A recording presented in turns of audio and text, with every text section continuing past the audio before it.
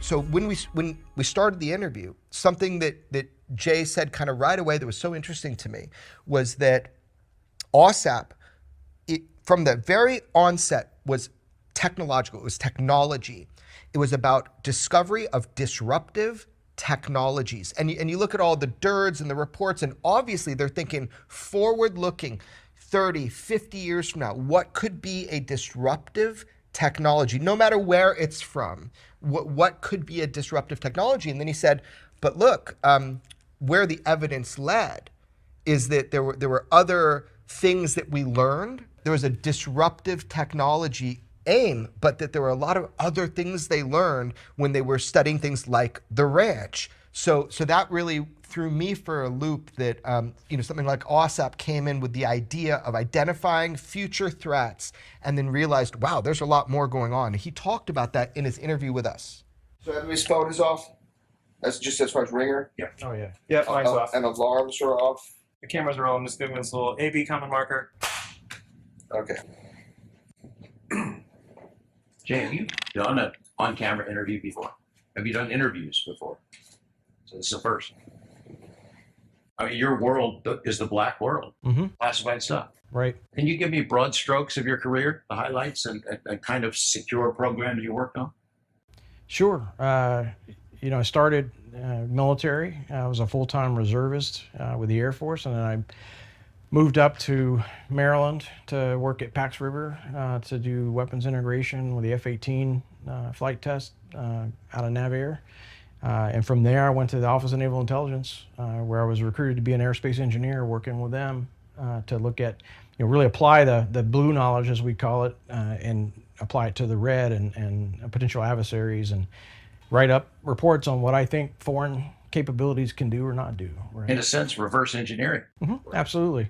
And you take that into DIA. I went over to the Defense Intelligence Agency to work in the Defense Warning Office, where I was applying the same knowledge, but at a higher level, and more kind of orchestrating the intel community at that point. There's a term we use, validation, whereas if you're building an F-22 or you're building a Joint Strike Fighter, you're really kind of designing that to counter a potential threat, and that potential threat needs to be a validated threat, because what we can't have happen is a Lockheed Martin or a Boeing, spending tons of money against a threat that they say exists, or the government needs to say it exists. So it's kind of a contractual thing of you're building to the validated threat, and that's what I did at the Defense Intelligence Agency, along with also having a science and technical intelligence hat with the Defense Warning Office to look across the spectrum at technologies, specifically air and space, that are leading edge, things that could be disruptive and challenge us in the future. We're looking 10, 20, and sometimes 50 years out, depending on the topic, and trying to provide the Department of Defense and across the intel community a better understanding of some of those potential disruptive threats, so that we could get ahead of the game and counter them. And when you're at DIA, I'm ignorant of this stuff, but you were a Navy guy who then goes to work for DIA. Does that mean you're a Navy guy within DIA, or you're always a Navy guy? So when I transitioned to Office of Naval Intelligence, I became civil service. So I'm a Navy employee with the National Intel community. So your service centers, Office of Naval Intelligence, NASIC, National Air and Space Intel Center, the Missile and Space Intel Center is a subcomponent of the DIA that's here in Huntsville. And then you have the MCIA, which is the Marine Corps Intelligence Activity, and then finally the National Ground Intel Center at Charlottesville. Those are the four what we call service centers, and now you're going to have one for the Space Force, co-located at Wright-Patterson Air Force Base. Those are service centers that support the analysis that supports the Navy or supports the Marine Corps, supports the Army, but in reality, they are all funded by the Director of National Intelligence now, the ODNI, as national intel funded billets that are able to support. So, people refer to ONI, the Office of Naval Intelligence, as the Navy's Intel Center. The reality is it's the National Maritime Intel Center, where we are the threat at the maritime. And when you think of Navy too, right, you got to remember that Navy is the Navy, but the Navy also has an Air Force, and the Navy has an Army, and the Navy's Army has an Air Force, right? So it's a big service. So with that, ONI has a big footprint and a big concern, but in all of that, the key in bringing up that the ODNI funds the 4 service centers is very important, because back to the threat that justifies the building of new systems and such, right? The Air Force really wants a program. They might go to NASIC and say, we need a threat to drive that program. And we are funded by the national side of the house, so we can say, well, we don't take orders from the Air Force in that regard. We take orders from the Navy, so we can, this is the assessment, right? That's driven out of tradecraft, and that's the answer. It's kind of independent, It's very independent, and a lot of people don't realize that. They look at those service intel centers as kind of parts of the Air Force, parts of the Army. They are on paper, but in reality, the majority of their budget comes from the national. You have high security clearances. You see sensitive stuff, as sensitive as it gets. All through my career.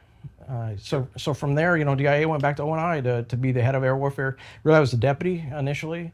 Then the fleeted up, as we say, to be the director of air warfare for ONI. When I first went back, I had everything that touches air in the Navy. So science and technical side, as well as the operational and tactics side, we call it. SPEAR is kind of the nickname for, or the name that organization uses. We've got a history all the way back to Desert Storm. If you watch Top Gun originally, Charlie, that's briefing the MiGs, she was based on a SPEAR analyst. So the group that I led has that kind of pedigree of talking about how capabilities operate. So your national intel centers at NASIC, for example, right, can talk about a Russian fighter. I'll just throw an example. Everybody knows we look at Russia. A Russian fighter, and talk about how fast it flies, how high it can fly, based on their assessments, right? What SPEAR does is we get into the head of the pilots, and we try to talk about how they're going to fly that aircraft. One of the analogies I've used for years is hockey players, right? Every hockey player has to know how to skate. Some of them are better than the others, but it's really about the game, right? It's about everything else but skating. Skating comes second. So if you think about that and apply it to a fighter aircraft, it's how they're deploying that, right? And guys with my background can watch somebody flying an airplane and go, well, he's probably Russian, or whoever, right? That's probably an American. So you really kind of can recognize some of the techniques and the way they do things. A mutual friend of ours was trying to describe how high up you went, and he compared you to a 2-star admiral. That wasn't accurate exactly. You weren't comfortable with that. But how would I explain to our audience how far up the rung you went? Well, sure. It's right in as, and I didn't want to really push any buttons with that. So from ONI, I went to the Pentagon and I worked in N2N6, which is the headquarters level for naval intelligence. The director of naval intelligence is dual-hatted, is what we call the N2N6, which is just the OpNav office code. At that point, I was still a 15, and then I went off to be the J2, the director of intelligence for the Joint Warfare Analysis Center at Dahlgren. And then from there, I was promoted initially to what we call Tier 1, Defense Intelligence Senior Level, Tier 1, which is as a senior executive position. And then was, within 8 months or so, I was bumped up to a Tier 2, which is where the 2-star comes in. It's an equivalency. Throughout my career, it's been, are you really equal, right? We always throw out GS-15s or colonels or... Right. There's an equivalency, but you don't go busting around the Pentagon saying, "Oh, I'll rank you," or So I'm an admiral. Right. Yeah. But you do have the gravitas, if that's a good word to use. That's not a good word to use. The kind of the peer level, right? So, if I'd go into a meeting with a 2-star or a 1-star, kind of have a peer level. So I'm not put in the corner, and typically in my meetings, I was there representing someone higher than me as well. Sometimes I'm representing myself, but sometimes I'm there representing someone higher than me, so then I inherit their authority. I'm sitting at their seat with their name on it, so I'm speaking for that person. I wouldn't be sent to that meeting if I couldn't speak for that person. And a lot of that in the Pentagon is resource sponsoring. So, I sat in many tables where I was representing the resource sponsor, and that gets attention because acquisition programs at your NAVAIR, your NAVC, your Air Force Materiel Command, those are all built on requirements back to the threat, right? And those requirements are paid for by resource sponsors. So the resource sponsor says, we need a new jammer. And from that resource sponsor, requirements are driven, and then capabilities are built. And they go to whoever can build that capability, whether that's NAVAIR or that's whoever that might be, right? So in those circles, you get to know a lot of people. And that helped me later to really kind of know who I need to reach out to. Can you describe for me at what point UFOs, they were called then, UAPs now, at what point that kind of got on your radar screen? Was it something you had at least a casual interest in growing up, or it came a point in your professional career that it landed on your desk? Yeah, every time I've done anything related to UAP or UFO has been my job. And what I mean by that, I didn't really have a passion growing up. I didn't have all the books. I didn't watch all the TV shows.